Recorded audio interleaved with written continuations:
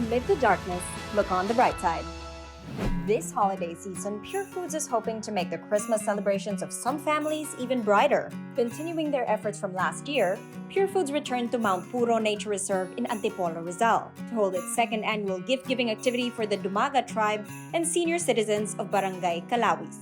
Dumating yung Purefoods para magbigay ng mga Noche Buena packages sa mga senior citizens namin dito sa Barangay Calawis. Kapag mga ganitong events, kahit isang beses lang, matindi na yung pasasalamat na someone would go out of their way to come here, which is not that near to a gift-giving activity. For Purefoods to come back, extra pa yung saya. The community was delighted by the Noche Buena packs they received, which included Christmas staples such as Purefoods Fiesta Ham, Tender Juicy Hot Dog, and many more. So the gift giving was actually very special kasi kita-kita ko naman yung mga ngiti sa kanilang mga muka, sa kanilang mga mata nung tinatanggap nila yung mga regalo from Purefoods.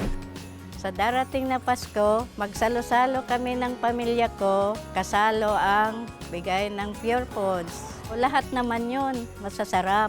Ang pinaka nagustuhan ko yung Fiesta Ham. The guests were also treated to some folk songs from the Dumaga tribe.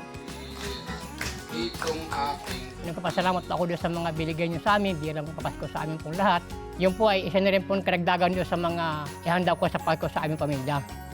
Malaking bagay yung hatid na pagkain at saya ng Purefoods. Maraming salamat sa Purefoods for choosing to partner with us again for this activity. We really hope to continue the relationship with Purefoods and to figure out more ways that we can spread the Christmas spirit, not only during Christmas but throughout the rest of the year.